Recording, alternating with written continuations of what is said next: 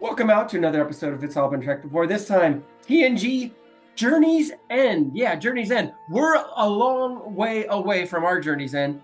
But hey, why don't you guide us along? Become a Patreon member. Patreon.com/IBD. Support us on our journey. Our end is 10, 15, 20. I don't know. The way they're canceling shows, it might not be that long. You might be there at our Journey's End. And why not do it as a Patreon member? Then you get everything. And maybe you decide what we rewatch next. Become a Patreon member, patreon.com/IBD. This is Journey's End, TNG, on It's All Been Tracked Before. Welcome out to another episode of It's All Been Tracked Before.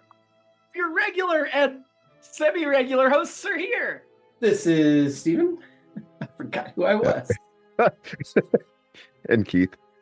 Jimmy Jerome, yes, Keith has returned. The prodigal host has returned to the podcast. We're so excited to have Keith back to talk about some very pivotal episodes with only a few episodes left in The Next Generation, the series. Good time to have Keith back on board. We're today talking about the episode Journey's End, not to be confused with the TV special they ran a few weeks later, the Star Trek The Next Generation, Journey's End, like the legacy of the series or whatever. I don't know why they called that Journey's End as well. We're going to watch that in a few weeks. But for now, what are your first impressions on the episode Journey's End? Well, first of all, I was confused by the title. Not for that reason, but just because I'd been, on hiatus for a bit. So I thought I was that far behind. I thought you wanted to watch it in person. So I thought, this is the finale. I'm like, oh my God, what have we been doing? How many have to go through? And it's like, wait, what's going on? I get to it. Anyway. We wanted to watch it in person. Obviously, for Patreon viewers, we did not watch it in person. We're on Zoom. But it's also funny because you'd been talking about what was going to happen in this months ago. And yes, I did manage to forget up to a point. But it's just not. I think the only thing I said was like Wesley returns, right? Well, I mean that and it being his last episode in the series, blah blah blah, all these other things. I'm like, oh, and just that kind of hangs over your head as you're watching, and like this just doesn't feel. I don't know. But I guess we'll get into that soon. Okay. Like probably within the next 40 minutes or so. Probably not a franchise wrap on Wesley Crusher, but a series wrap on Wesley Crusher. Yeah, it was okay.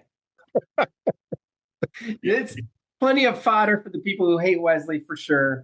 It was not other than the actual send off at the very end. To go back to my usual Fletch joke, the send off at the very very end, I did enjoy. I was like, okay, that was a nice goodbye between him and his mother and Picard and all that. But you reminded me to change my background. It didn't hang the moon. But yeah, the episode far from hung the moon. I shouldn't say far from, because that makes me sound like I hated it, but I did not like it that much. I agree completely. I mean, I think it was about on par for the way this season's been going.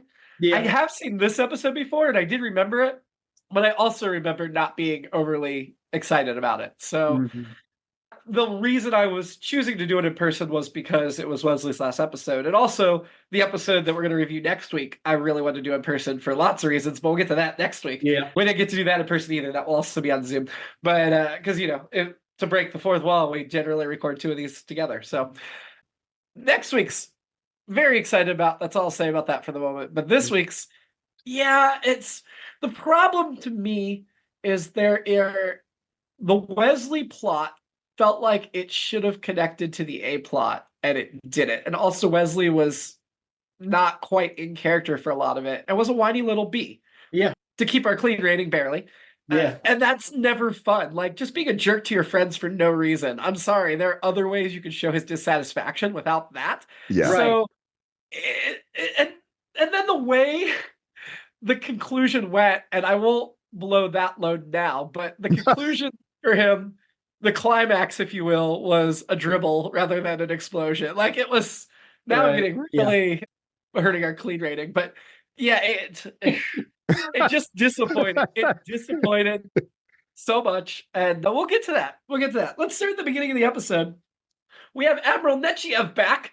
Were you excited to see her again? Because I really enjoy when we have an admiral that comes back and there's development. There was actually development for her. Yeah, I really I liked that, and I like her a lot. Of course, it's a small blonde woman, so of course I like her for whatever base reason. I don't know if base is right, but if I have a type. But yeah, I enjoyed seeing her back. And again, I'm with you, Jimmy. I like the idea that like, oh, we're trying to establish a relationship, and we did establish a relationship of some sort there, which I thought was great. I mean, I So loved. Oh, she's like, no, thank you. I see the yeah, effort. I appreciate it. yeah, It was that's yeah. The fact that we had that admiral that you clash heads with, and so then the next time she comes, we remember that and yeah. Hmm. address it. I liked it a lot. And I thought, we'll get into this deeper too, but the whole man, it's just the negotiations, and this is Picard being Picard. He's a great diplomat because I was like, I don't.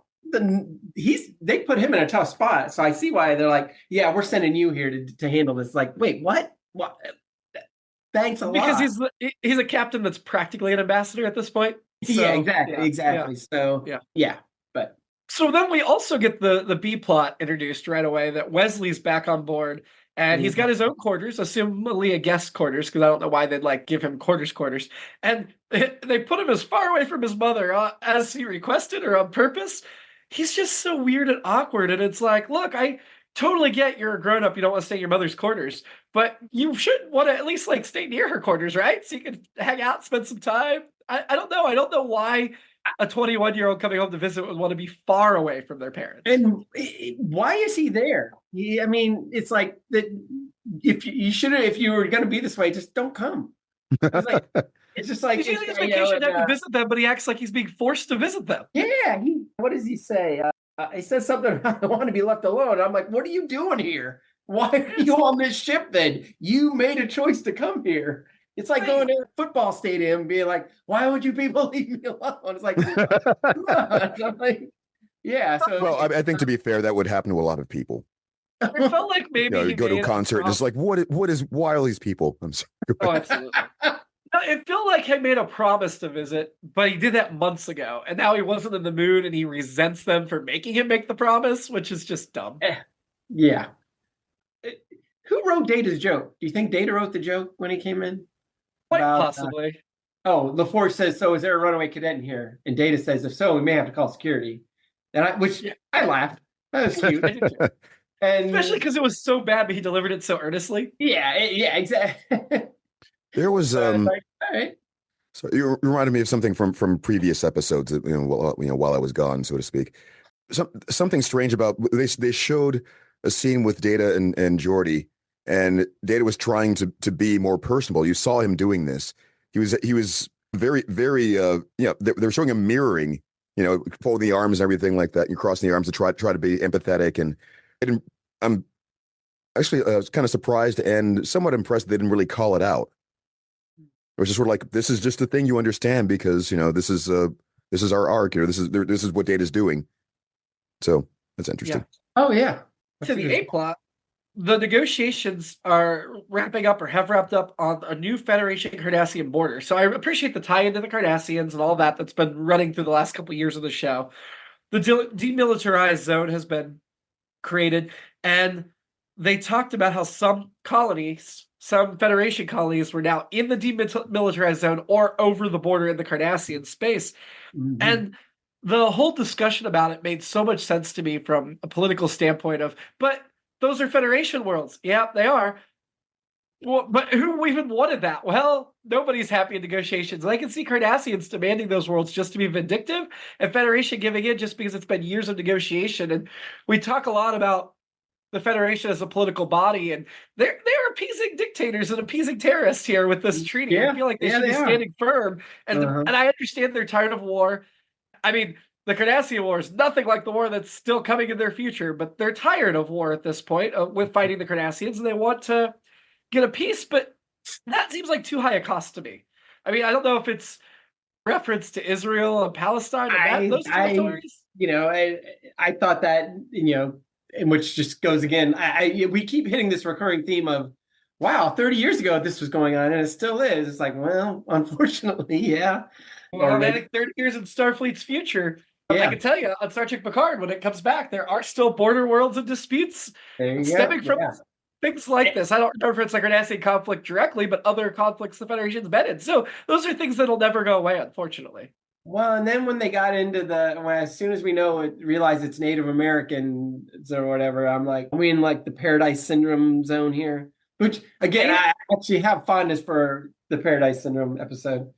Didn't it feel so dated and awful how they kept saying North American Indians and Indians instead of Native Americans? Every time I bumped on that, and 1994, should they have had the foresight? I mean, I know we were like still transitioning in 94 with the terms, but if we start the transition, you'd think Star Trek would just jump on it. You know what? I couldn't remember if it was more common. I feel like maybe that's around the time it started to come in more common, but I bet it wasn't. I don't remember using it until this century. Well, the Native American phrase was actually coined in 1960s to replace the term Indian. Okay, all right. Subsequently, they went back to American Indian after a point, almost as to reclaim it or something. Like after Native American. It could be. I would have to do some more research. At the end of the day, right? Ask them. What do they want to be called? Yeah. Picard looks up historical parallels. Brings up historical parallels of the whole situation. Because, obviously, Native Americans were driven off their land back in the... How dare you? Founding of the United States. Repeatedly, too, yeah. So apparently the Republicans lost that history battle of not being allowed to teach that. Because we're supposed that we didn't do anything wrong. Nechayev tells Picard that if they won't leave, he has to remove them by force. That to me seems very anti-Starfleet. Like, we already had this episode DS9 last season, basically, where they had to evacuate the moon. Yeah. And they were trying to remove them by force, and they did end up removing them by force. But wasn't it just like, hey, leave them if they can't? Yeah, I mean, Kira blew up his pizza oven so that she could remove him, but then she offers a substitute captain. Like, if you're not comfortable with this, we're not going to reassign your ship, but we'll put in a substitute captain, and I won't make you do it. And it's like, wow, that's a rough compromise. Mm-hmm. Wesley mopes into engineering, and it's like your question earlier about why is he on the ship? Why is he in engineering? Like, he was probably just. Isn't that where he would hang out? I mean, that's like. I don't know if they they probably have an arcade or something, but that's what he would want, kind of, right? I don't know. Sorry. Yeah, but also he gets down there and Geordi tries to talk to him and show him engineering stuff, which I think is why you would go to engineering to hang out. And immediately he's like, "Oh, you're so stupid. This is dumb. This isn't going to work." Geordi's, "I've tested it. No, I'm smarter than you. You're dumb." That was strange.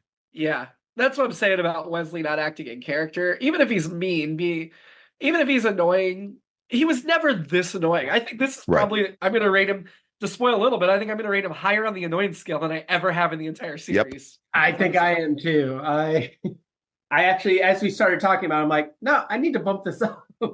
He's like Harry Potter in the 5th Harry Potter book. Is what I kept thinking. Where all of his friends are just trying to be nice. He attacks them because he's got misplaced anger he doesn't know what to do with. But like in that book, Harry's like 14, which is understandable, starting to go through puberty. And in this episode, Wesley's like 21. Less understandable. Right, right. And I, you know what, if all the people that hate Wesley were just basing it on this episode, I'd be like, yeah, he is the worst. But yeah, and it's that thing we've been talking about for a long time where it's like, well, I guess it's not that out of character for him, his character be this bad, but it is, because obviously we were noticing it.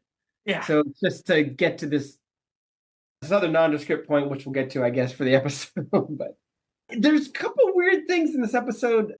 I have a couple. I'm just going to go through all my kissing notes right now. Okay. This is more of a world thing, and I don't know that I have a judgment on it, but Beverly kisses Wesley on the lips. Oh, I did not see that. Yeah. And yeah, I saw that. I bumped on that too. Some people do that and some don't. Our family didn't. Barely a peck at all. Sometimes I think my parents might have here and there, but generally not. But my kids try to peck me on the lips, and I say, "No, cheat." But yeah, I bumped on that too. It felt odd, especially as an actress thing. Yeah, and again, I don't judge. Whatever works is your form of affection. I mean, in this particular very specific instance, I don't judge. Other areas I might judge, but then there are a couple of moments. I think it's Picard and the Admiral, and then later it's Wesley and Laconda, which I'm jumping ahead a little bit, where they're so close to each other. I'm like, oh, because lip kisses? I miss all these. Yeah, exactly, Jimmy. I was like, is this gonna happen? What's going on here? It was just I mean, that might have made the episode a little more interesting. I'm just saying. I agree. Sometimes I've noticed that throughout the series, and probably other things, but maybe I feel like maybe this one in particular, you can understanding more just from having had to do at least some acting. Some I understand they have to set up shots in a certain way, keep them in frame, and do this other thing, and the directors, something to simplify the motions. But it just, yeah, every now and then I start to, I'll kind of, I don't want to say dissociate necessarily, but I'll be taken out of the scene and I'll see, like, wait, what, you notice, what are their hands doing right now? This feels so unnatural. Or they have to be. So you're blaming director Corey Allen then? No, it's just the. Well, I mean, maybe the actors are like, is this a little too, nope. Well, like, do it. And when it's Riker, it's like, sure, he might kiss anybody on the ship, but when it's the rest of them. Also, I'll note, Pat, for you non-Patreon folks, you're missing out. This is why you should be on Patreon. We have a cat in the building, in the Zoom. So you mentioned LaConta, and I was like, how's this guy know Wesley? He was played by a very familiar face, though, the great Tom Jackson, who was, according to IMDb, one of Canada's most popular actors and country folk singers, also well known as an entrepreneur. Huh. I didn't realize he was that widely known, but best known for the TV series North of 60, Cardinal, Outlander, and the 2019 movie Cold Pursuit. He only has 43 credits, which surprised me because he seems so familiar. But even recently, he's been Supergirl and Sullivan's Crossing and stuff. Somebody thought you were about to say because he seems so old. No, yeah. He was in 44 episodes of Shining Time Station as Billy Two Feathers. So, yeah, this is his only Star Trek credit, though. It did seem odd that he knew Wesley and it had been dreams of him from like 2 years ago.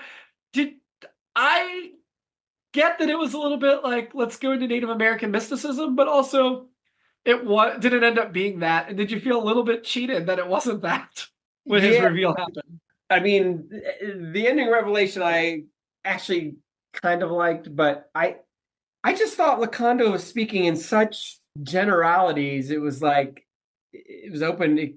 Like a horoscope? Yeah, yes. I was gonna say like Yoda, but even Yoda's more specific. Even the Jedis are more specific than he was being. Yeah, it was very horoscope. Like, well, you'll be surprised by what you find. Clickbait. Then he was just giving. This article is gonna be. Yeah, and I was just like, just say whatever you're gonna say. I don't know what you're saying to me. And somehow Wesley's like, well, this is what I learned from this. It's like, all right, well, I'm glad you got something out of it, but I certainly didn't. Back in the ship, Beverly is called Starfleet Academy, and they tell her about Wesley's grades and attitude in classes. Is that something colleges do? Just tell the parents about your kid's grade and their attitude in classes? Maybe she talked to an old friend or pulled some strings or something. It could have been that, yeah. But also, this is the future, and it's more of an academy and blah blah blah.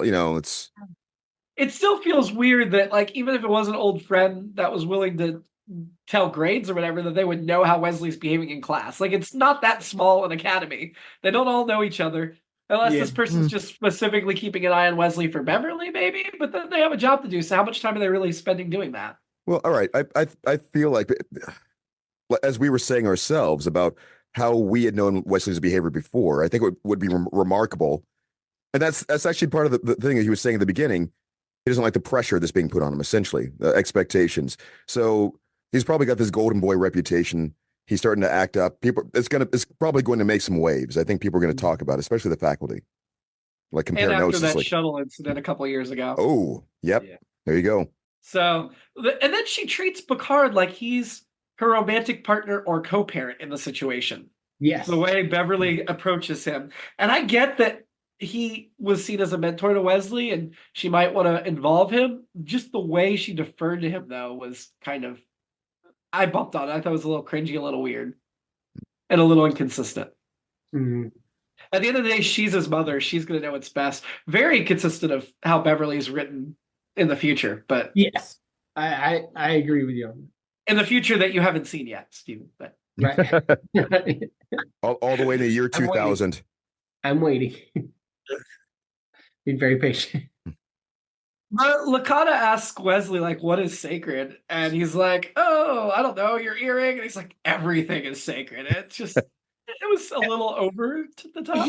Here's my question on this, and this is semantics, or I don't know. I'm not sure exactly what this is because I've had several friends. Maybe says something about where I come from.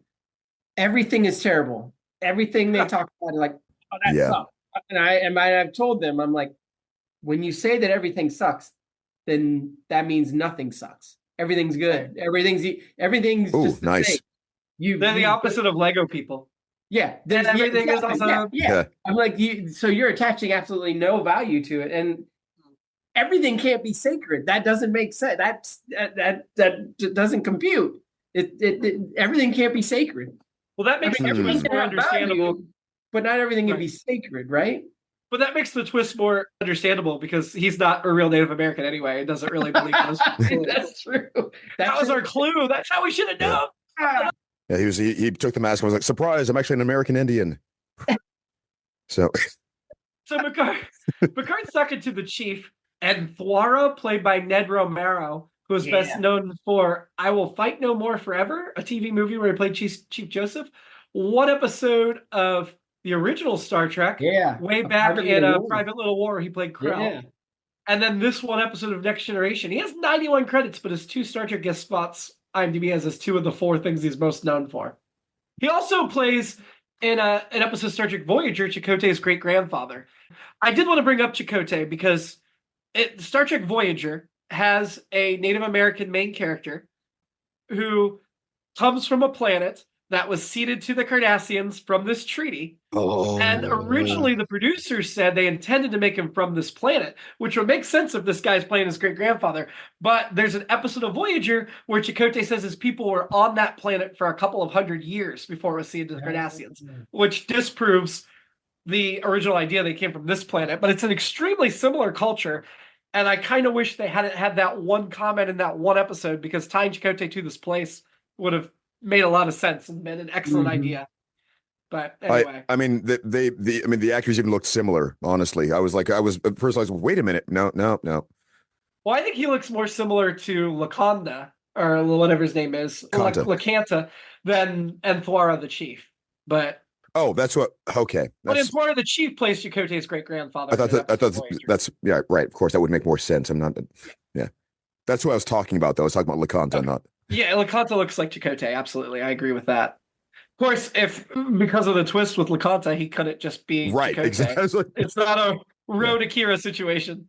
But so the chief tells Picard that, the chief and Picard are talking about ancestors. Picard's like, yeah, no, I study my history. And then the chief's like, oh, well, did you know that you have an ancestor 700 years ago that did this to my people? And Picard's like, no, I didn't know that. So that leads me to think he's lying, right? The chief's lying. The chief's lying about Picard having an ancestor that did this, because Picard studies his own history, so I feel like he'd know that.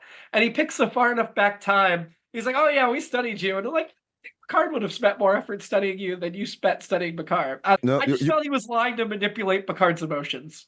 Well, I mean, you were talking about this earlier, actually. Just it's the history books. They wouldn't have taught people that. There would be no, seriously. There wouldn't be like, hey, the Picard, this guy Picard did this to, they would have erased it.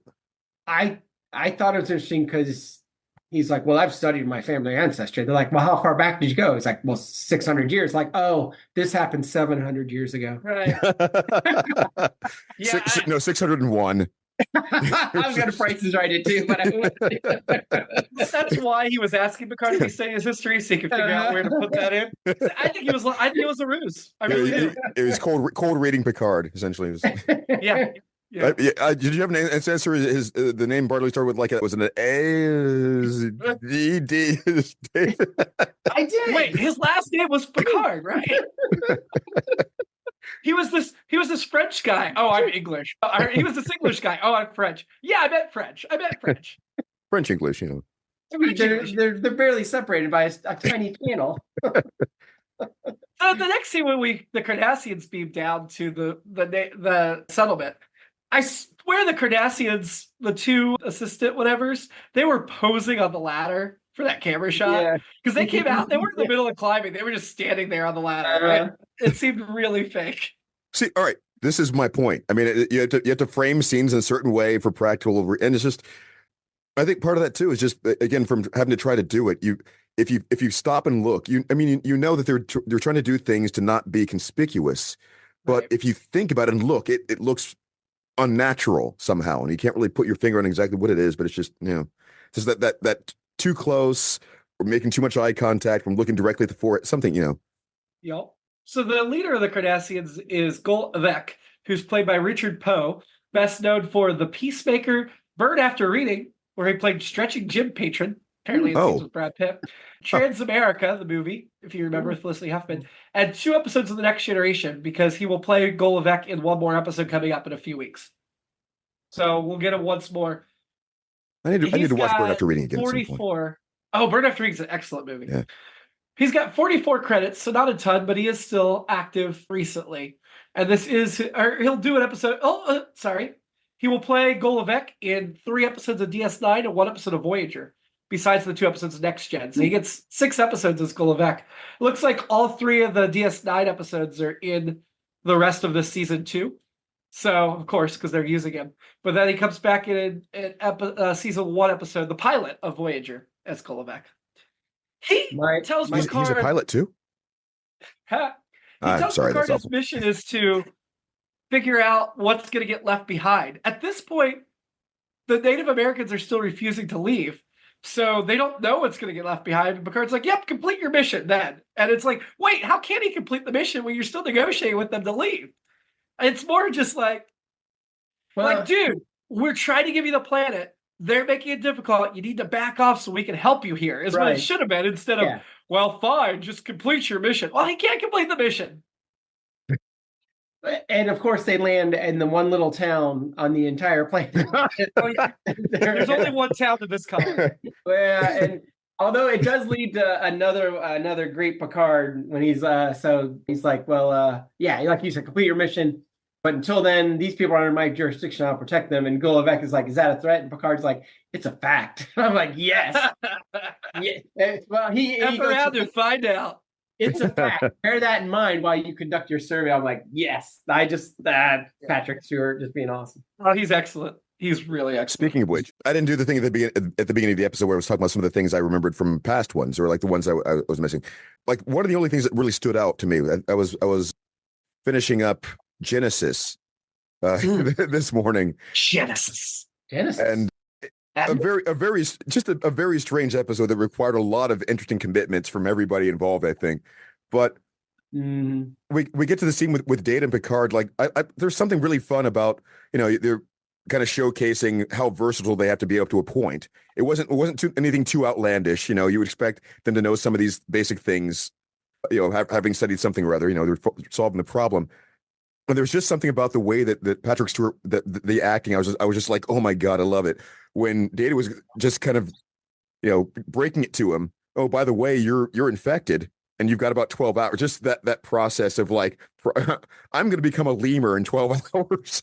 Becoming just, I don't know. I just love the way that unfolded. He played it so well. Like, much conveying without overdoing it, but getting the message across that I'm freaking out. That's hard to do. It's hard to convey I'm freaking out on the inside. Yeah, yes, on the inside, without being like, that thing. Like, I don't want anyone to see this, but the people at home need to see that I am freaking out. But it's just so masterful.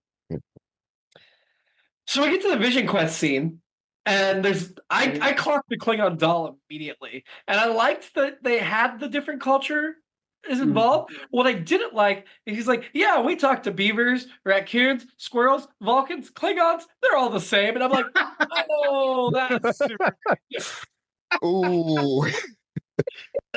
Comparing animals to aliens. Comparing aliens to animals. I really, really didn't like that.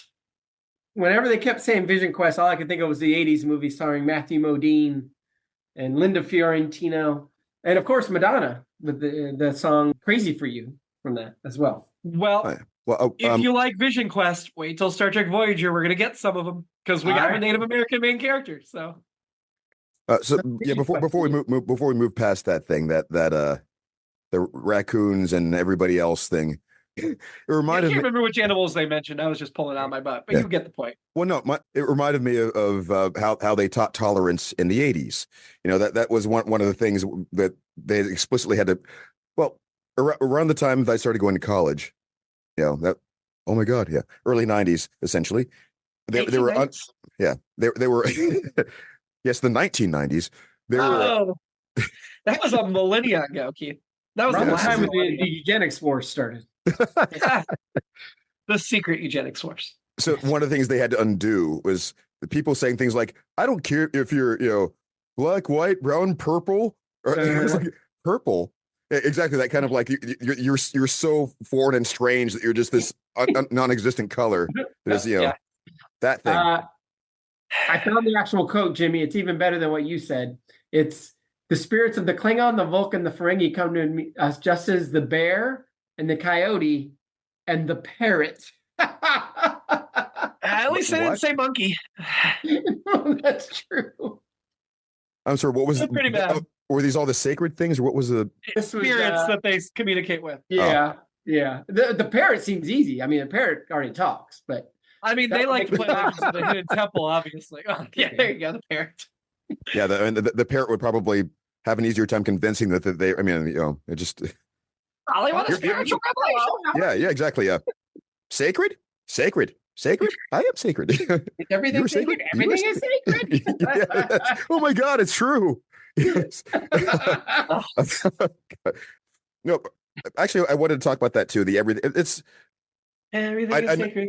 No, yeah. I mean, I understand that if you establish that everything is at the same baseline for qualitative purposes, yes, that makes some of those things meaningless. But to say that everything is sacred means you should take everything seriously. Is all. I mean, I don't think it's quite the same as discounting. Appreciate everything. Yes, yeah.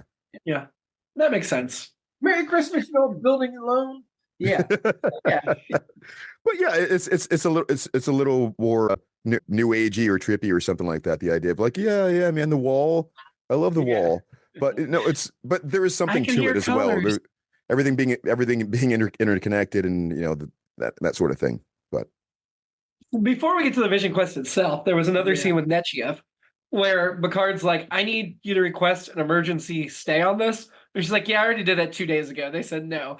I appreciated that line so much because she really did show in this episode she had Picard's back and was trying, and her hands were tied as much as his were. Yeah, I get. We're gonna read the Star Trek New Frontier, the book 1 in our upcoming next hiatus, and New Frontier uses characters from Next Gen and other places in the franchise to build a crew. And the two admirals they always have are Nechayev and Jellicoe. And I got Jellicoe, but now I really get from this episode why Peter David chose Nechayev as an admiral to develop more fully as a character in that series. Because I like her a lot. She reminds me of McGonagall from Harry Potter. To bring it back to Harry Potter again, I think she's like McGonagall. She's that strict. She's a by the book, and if you're doing the right thing, she's going to back you up, though. I wish I were as well versed as Marianne in musicals, because I think there's like a Cats joke in there somewhere about the Jellicoe. Oh, yeah. That everything is butthole. I need to go back and do a study starting with the original series of how often when they're like, well, we're waiting on Starfleet to make a decision. I know we joke like every time they're wrong. The only time that comes to mind where they were right is Balance of Terror, where they're like, at the end, and they get the message after the fact where they're like, oh, Starfleet said, we trust your decision, Captain Kirk, or whatever. But usually it's like, no, you got to do this. And it's like, nope, that was the wrong call. What you're talking about command is always wrong, essentially. Yeah. Well, in Kirk's day, they'd have to wait a week for a response, where in Picard's day, they'll get one pretty instantly. Yeah. Did they really play it like that? Like the actual? Yeah. Oh, yeah. I don't remember that. Balance of Terror. Kirk was much more on the frontier. They've already done it. Yeah. Yeah. So Wes has his vision of his dad, who we'd seen before, Jack Crusher. I believe it's the same actor that played him before, Doug Wirt, so we don't need to talk about him again. But sorry. He didn't mean it like that. We can talk about it if you want. No, it's fine. He did. He played him 3 times. His dad talks in the same generalities as LaConta and the Traveler. Well, that's because it's makes just you wonder. The Traveler. I know the Traveler says it came from within you, but it's just the Traveler, right? It's I think so too. Yeah. Well, and then Wesley comes out of it sweating because I can't decide if he's on peyote. He was in a sweat lodge. Was it both? I had to cut for decency standards the actual smoking of the peyote, but it was there. Yeah. Deleted scenes. Yeah, I mean the actual point of that, though, does make a lot of sense, of Wesley trying to follow in his father's footsteps, except for the fact that everything we've seen about Wesley up till now is he's an engineering genius who loves engineering. And that's all he's pursuing. So it does come out of left field, but if you set that aside, Starfleet itself, like whether he should be an engineer in Starfleet or engineer somewhere else, that makes sense of like, oh no, I'm doing this because of my father and living up to his memory. Well, releasing him from that makes a lot of sense. Staying in or coming back to Starfleet, right? Or no? What? He ends up coming back to Starfleet, right? Or no? Wesley? Yeah. In the books, not in the show. So not canon necessarily. Not canon, no. Okay. In the one of the book series, he like ends up coming back and serving under Riker or something, I think. But yeah, not in canon. But we will see Wesley again in canon. So it's not a franchise wrap. Right. It'll just be at least 10 years from this podcast. The concept of canon just always fascinates me. Yeah. As far as the idea of how they establish that and decide, nope, this is going to be real or not. And I was speaking of canon, sorry, I was just chatting with you guys that I read the most recent Star Trek comic books, the IDW series. Oh, yeah. And the fact that they rebooted it last year with the new Trek in mind so it can make sense with the canon again. Because for a while, they just did whatever they wanted because there was no new Trek. But the team up of like Cisco and Beverly and Data and then we get and Scotty, and we get the spinoff of like a Worf ship with Spock and Lore and Ro. It's insane. What is going on? So crazy. But it's set like a year after the end of Voyager, and it fits in the canon so far that this might have happened. I don't know. It's almost like the Savage Curtain, where it's like, oh, I thought of all these great people, and they're all here, and they're on a team together now. Except they're. I mean, I honestly, that's what I want from my new Star Trek. I want to see in the 24th century. I mean, we got one of the stars of Voyager in Star Trek Picard regularly, and we get some other pop-ups. Lower Decks, there's always cameos from different franchises. And Love it. Right. And there was one issue I told Steven in this comics where the holodeck develops sentience in Cisco's new ship because it's really advanced. And so all the holograms of Kirk's crew from the 60s, Jonathan Archer's crew from Enterprise, Pike's crew in Strange New Worlds, the Lower Decks crew, they all have holodeck characters. They all come to life and they all settle on the planet together. I'm sorry, did you say Lower Decks? Yeah, well, no, sorry. Shax served with Cisco in that episode. So it wasn't the Lower Decks crew in the holodeck because they were too new. But all the previous crews that we'd seen on screen in the holodeck, Discovery's crew, they were in it. And they all now apparently exist on the super intelligent hologram versions of them that develop sentience now all live on a planet together. So I feel like we need to get a comic book series of that. But yeah, Shax has been serving on Cisco's crew in this. That was one of the episodes I missed or wasn't present for, the DS9 episode. My God, the hologram planet, or really the hologram town. Yeah. That was cool. I liked that a lot too. I mean, is that essentially what they were doing with some sort of emitter on a? Yeah. In this thing, the holograms actually developed sentience first, and then they gave them a planet to settle on. But yeah.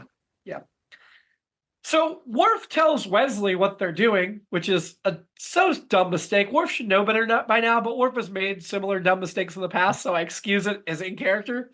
But then Wesley immediately leads a revolt, which is so dumb.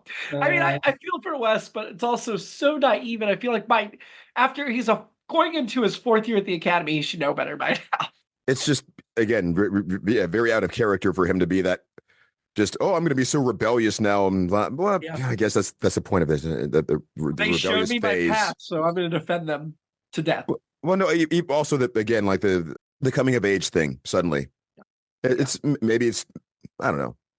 21 is at the right age, whatever. But it's something. College changed him.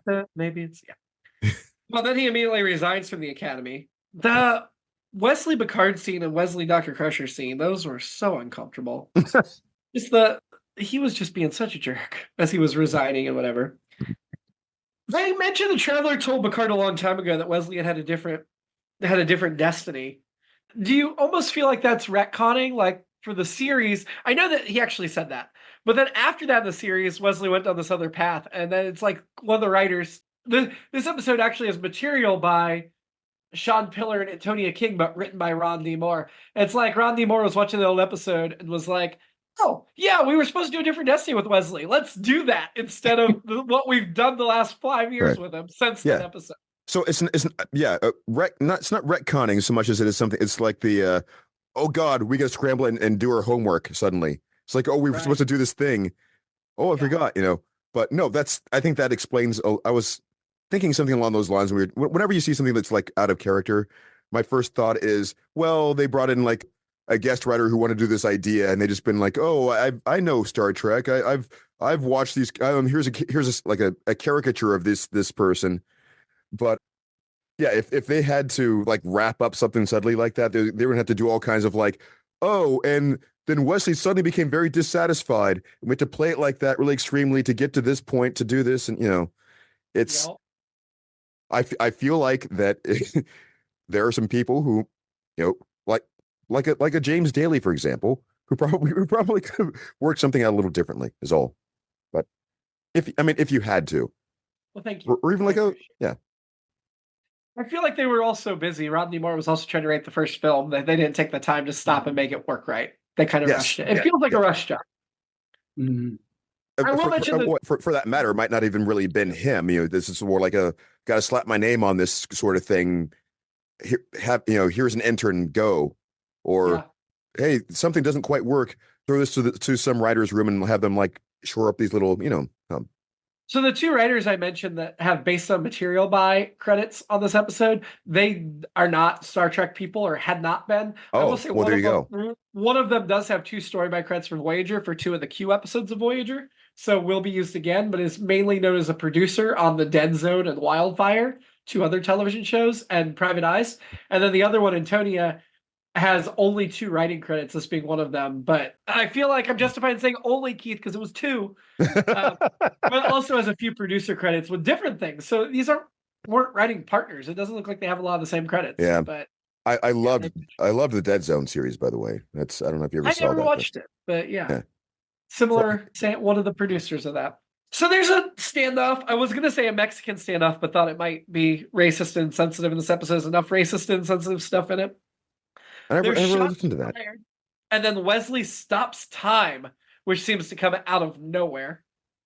At that point, the Traveler reveals himself and talks about non-interference and that you need to go to another plane of existence. And this is what really bothered me. I mean, not that the Traveler was hiding amongst them and doing this whole thing, because I don't think we saw the Traveler's character really interact with any of the other colonist characters, so that all gels.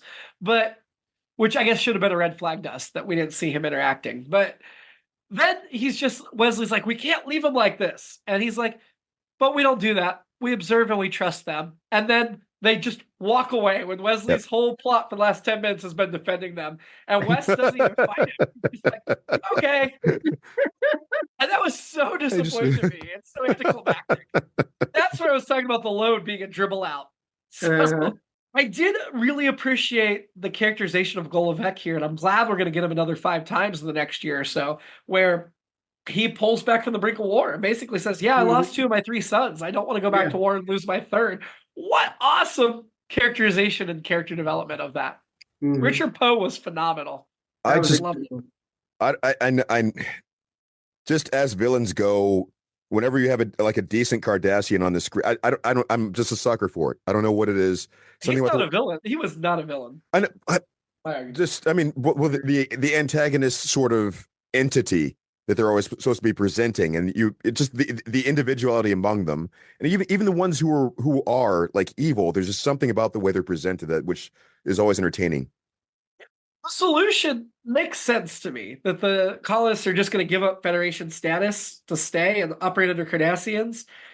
It bothers me a bit that Avec's like, I can guarantee you my government's going to leave you alone if you leave them alone. When we know, sorry, spoiler-ish, we don't come back to this planet, but we get enough of what is about to happen in Star Trek with this demilitarized zone and the colonies that we know the Cardassians don't keep that promise, that I'm immediately cringing and be like, oh, I know Avec has the best intentions. I do believe him in the moment that he thinks they'll be left alone.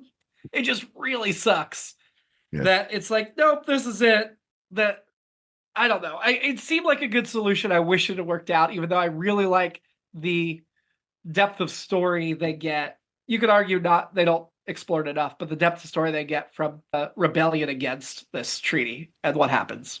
So you reminded me of something when you were saying the thing about them like just relinquishing their Starfleet status essentially. In a way different than Starfleet. Sorry. Starfleet is the military arm of the Federation. They gave up Federation membership. Gotcha. Wesley essentially doing something very similar earlier, and it made me think of like if I had that bucket list, if I really wrote it out, as far as like here are acting goals of scenes that I want to be in at some point. Everyone's got to have like a badge scene, where yeah. Take off the badge. Yeah. I'm turning in my badge. Here's my badge and gun. But it's just been no commissioner, Wesley you're out of order. Right? Something like that. Just Wesley and Worf that have gotten to do it? Oh. Data may have done it once, but not for principle because he was like brainwashed or something. I think Worf's done it twice, honestly. Either way, it is just something about that. Yeah.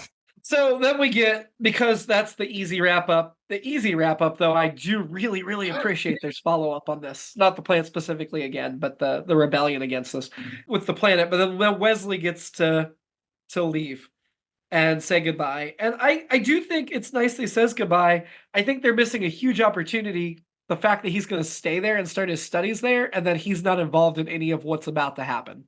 I feel like the Maquis story that we're about to get at the end of Next Gen and in DS9 and is a key element to the beginning of Voyager. I feel like Wesley should have been a part of that, and it sucks he wasn't because he chose to stay there where it was happening. I do wonder if the upcoming Maquis stuff in Next Gen is going to even mention him. I'd like forgotten the name of the organization and everything. It's just, I didn't even remember if. Well, I guess I didn't realize that Next Gen had a tie into it. I thought it was sort of like this. Yes. That's awesome. No, I have not seen it, but I know one of the last like 5 episodes we have left coming up is a heavy Maquis episode. Nice. So yeah, obviously DS9 does a lot with the Maquis. I argue DS9 does more with it than Voyager, even though Voyager should have done more with it. Yeah, I know. I didn't know that. Voyager really just screws the pooch on the Maquis. They really should have developed it a lot more than they did. But anyway. Well, I mean, it's a thing for like 10 episodes, and then they just drop it. For the point of what they were doing, they had to kind of do that thing. And they still should have stretched it out more. Maybe. We'll get to that. Steven doesn't know what we're talking about, so we don't want to give him too many details. No, but that's the end of the episode. I did have some fashion notes. Fashion. Did you like Wes's new look with the vests instead of cable net sweaters? I wrote down that was specifically like, he's had to change. He's letting his freak flag fly now. He's wearing his hippie sweater or whatever. Yeah. Or the Native American garb, was it too much or was it tasteful? I go back and forth on whether it was too much or not. I think it rode the line. I really want to know if they involved Native Americans in the discussions and decisions. And that to me would determine whether it was too much or not. I know one of our actors, I think it was Romero, he actually is Native American. Ned Romero, weren't like the whole tribal council Native American? Native American. I mean, not just Ned Romero. I thought Tom Jackson, yeah, you're right. Yeah. Definitely. George Aguilar, I feel like may have been. He looks Native American, yeah. Will Wheaton based on his other credits. Well, obviously Will Wheaton wasn't, but I think we had a few Native American actors in this episode, and that's what I wonder if they were consulted or whatever. There's nothing on Memory Alpha about the costumes or the fashion, but I want to know. I do see in Memory Alpha that Nechayev misquoted Otto von Bismarck when she said diplomacy is the art of the possible. In fact, the quote is politics is the art of the possible. I had just a few notes. I'll fly through these. I like that they reference Balerian canopies that Card got for the Admiral. For the Admiral. Canopies. It's a canopies. This is anyway. I liked it. I didn't know who directed this. Our director was Corey Allen. You might have mentioned earlier. There's the shot at the reception for the Native Americans. I'm going to say the Native Americans, where they kind of follow and go across. I called it a Goodfellas kind of shot, but you see all the other dignitaries talking with the different people on the Enterprise. I thought that was a cool shot. I think they were following Picard over to talk to the main guy for the folks on the planet, and then it kind of comes all the way back to another conversation. So I thought that was a cool, different kind of shot that I don't feel like we see a lot on TNG. Case McFadden, the whole, not the very final scene, but she and Wesley, when he's like talking about he had a vision and that he's going to leave Starfleet and all that. Somehow she has tears in her eyes the entire time without letting them fall. Her eyes are, and I've known some actresses that can do that, and that's impressive. She does it. When the Traveler first shows up, I wrote, "Are we on the holodeck? Is this a holodeck situation?" I was like, what is going on here? But I'm glad we didn't get there. My final note, I did have an alternate episode. We talked a lot on the original series where it's like, oh, this is the Native American planet, and this is the Roman planet, and this is the whatever planet. This is the gangster planet.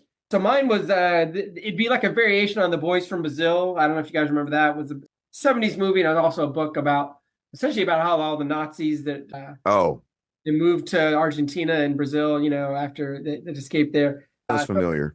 So in my mind, a bunch of the patterns of force people move to a planet and establish it, and then the Enterprise shows up and like, well, you got to leave. And like, hey, we already left this other planet. We don't want to leave. I don't know why I'm talking like gangsters when I'm talking about Nazis. So that's my dark alternate. So my alternate episode is just Wesley isn't an a-hole and actually affects the conclusion of the plot because he ties himself into the A-plot and then just walks away from the A-plot. They have to have a solution. It sucks. I was looking at Memory Alpha while you were talking, and everything sucks. Sorry. Everything sucks. A couple things I want to mention is the quote that the Traveler told Picard in an earlier episode. He does not call Wesley Mozart, but what he does say is, "It's Wesley I wanted to speak to you about. It's best you do not repeat this to others, especially not the mother. Whatever happens, it's imperative that this proceed naturally. He should be encouraged but told none of this." And then Picard tells Crusher about it. So he disregards it in this episode. But the other thing I want to mention is Ron D. Moore's comment on this episode.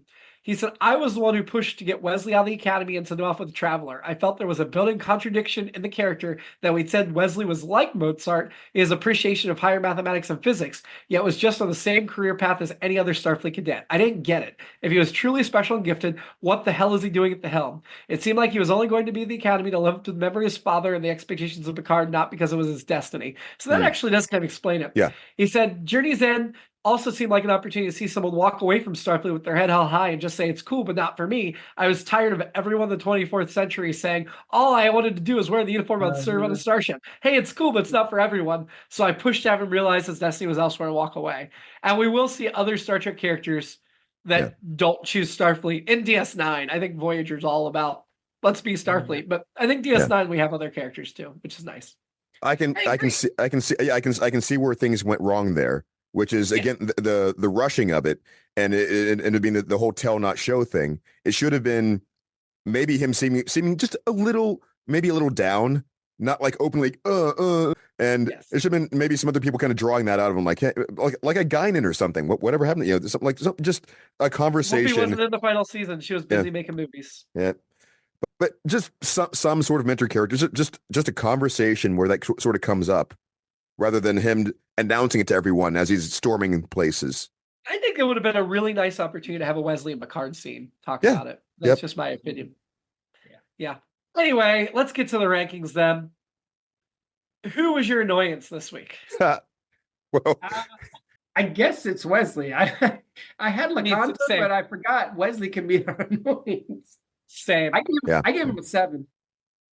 I gave him an 8. That's about, seriously, other than his goodbye. I didn't do 10 because of the goodbye, but for the rest of the episode, I gave him an 8. Yeah. Keith? I mean, it's got to be an 8 because it's just maybe even a 9 because it's the scale of just like, I suppose there is room for him to have been worse, but like based upon like everything before this. Every episode. Counting you as a 9 so it's easy to figure out the average, which is an 8. She said 8 or 9, so we're going to go with 9. Right. So his average was an 8 for us. Surprisingly, Steven gave him the lowest annoying score. I'm actually surprised how this shook out. But we all agreed this was his worst. And if we look back, I'm scrolling up, his other appearance this season, he got a 1 from us because he was actually really good this season. But if you look up, I see a 4.7 back in season 3. Oh, there's a 5.7 in season 2. There was the But one I- where Joel gave him a 10. Right. No, I don't- Gave him a 10. I don't remember which one I Joel can't did. remember what I episode think that it was was. season 1. Oh yeah, no, I found it. It was like the 5th episode of the series entirely. He gave him a 10, but his average for that was a 5.25. Okay, all right. So even with Joel's 10 there, we still rated him more annoying in one other episode before this. But yeah, 5.7 was his high point till now. We jump all the way to an 8 in his final appearance. Wow. Well, I do think we should rate his annoyance when he shows up in other Star Trek stuff down the sure. road. For sure. We'll keep that as a thing. Who are we gonna have a drink with? I alluded to this earlier. The Admiral. Admiral? Netchiev? Netchiev, yeah. Yeah, I'm gonna go with Picard. He had such a tough day. Some Blarian. And he handled it pretty damn well. So I'm gonna go with Geordi since he was especially the fodder at the beginning to like show how dissatisfied Wesley was lately. and then wasn't in the rest of the episode. Yeah, that conversation alone. He was like, I'm done. I'm done with the episode at this point. Sure. I want to give an honorable mention annoyance to Worf for just telling Wesley what was happening. I guess nobody told Worf that Wesley came back broken. So, or honorable mention to Data and Geordi for not telling Worf that Wesley came back broken. I don't know. Anyway, ranking the episode, we're certainly not going we're certainly not going to start with Wesley's other appearance in season 7, I feel, because that one was good. I've got that the noise you made in my head is still there in my head. Just like, oh yeah, sorry. no, it's appropriate, I think. Let's start with masks. Better or worse than masks? Which one was that? They all had the masks. Wait, oh my god. It was pretty recent, Keith. Yeah, we're not going back very far. I did the video clips of it with Data and the whole thing. That's hilarious. Just did. oh my god, I was highly entertained by that. Obviously, I'm not sure if it was good. Oh I my would god, go below masks. Yeah, oh yeah, definitely. But I forgot. I'm not rating masks at this point. I'm rating. Yeah. Yeah, instinctively I was going to say above, but I mean it doesn't matter because you guys are going below. Above that, Steven, is Descent Part 1. Would you keep going up? No. Okay. So you would descend? I would. Below masks, I know now you got to remember like 9 months ago, but Phantasms? That was the one where Data got the like telephone in his chest and Troy became a birthday cake. What? I think we're gonna go down. Still. Yeah, I can't pull. Wow, that's just. Below that is Dark Page. Yeah, I gotta go below that. There's, other than a few things we mentioned, there's not like the Goodfellas thing and Nechayev. It's hard to hang your hat on a lot in this episode. Like, oh, I really like this. Yes. Or this arc. I really like this arc because the Wesley one sucked, and I think the Native American one sucked too. I mean, it didn't suck. It was just mishandled. Netchiev and Evet, Golovec were great characters. Yeah, I should say that actually the geopolitical, does it count as galactic-political? That stuff actually is fairly interesting, I will say. Yeah, that I liked. It was. It seems odd to me whenever you're doing any sort of Star Trek episode and you bring forth something that is not even necessarily current. It might have been at the time. I'm kind of curious about what was going on that made them do this. But yeah, something that specifically American history kind of like here we're still thinking about it in this way right now. That it's like, how can you possibly handle that properly? It's what point are you trying to make right there with it being that a little too blatant and non-symbolic, something like, you know what I'm saying? It's like they didn't go through enough steps for the handling to make a good point. It was more like they have this character directly saying something that somebody would like to say about something that's happening there without, you know what I'm saying? Yeah. Mm-hmm. I think I started way too high on the rankings here. So let's go below Dark Page. Below that's Attached. That's when Dr. Crusher and Picard get in prison together and they're forced to confront their feelings for one another. I can't think of it right off, but I can't imagine that this was better than that. So I don't know. Yeah, that's where I am. Below that is Force of Nature. Oh, well, I think we're getting to the range. Yeah. That's still I didn't remember it's liking that interesting. one, but It's with it, yeah. I No, can't. It's hard to that's remember that one enough to figure out if it should go above or below. But let's look below. Below that's interface. That's where Geordi's dead mother Mom. appears. It was better than that. This was better than that. wow. Well, Yeah. I'm gonna call it as a go no lower. is there anything lower than that? I mean, Yeah, Sub Rosa. Sub Rosa. Beverly and the ghost candle. Oh. Oh.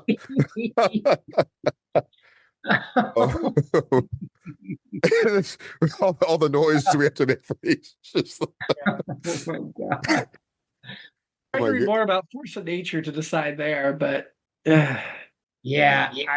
I would say the Geordie's mother is debatable, honestly, because of okay. but yeah. Okay, so let's put it above interface then, or the interface. Hmm. That's the Geordie episode, but below Force of Nature because you said that's debatable at that point. So No, I was still saying it was even debatable with the interface. I just couldn't remember it well enough to say. But I mean, but yeah. Okay. Let's just put it there. I mean, those were all early season episodes. It's hard to remember at this point because we're doing the 2 seasons at once. It's really hard to remember. Right. Next week, Deep Space Nine Blood Oath. 3 legendary Klingons come to DS9 to see if Jadzia will participate in a Blood Oath they made with Dax's previous host Curzon. I think that's inaccurate as a description, but Indeed. But just the fact that they've come to see if Jadzia will participate in place of Curzon, that's inaccurate. Not that they're legendary, they're awesome. Until then, live long. But do it somewhere else and prosper. On another plane of existence. Sacredly. all prospering is sacred. Oh man. No, I'm sorry, not all prospering. Not all prospering is created equal.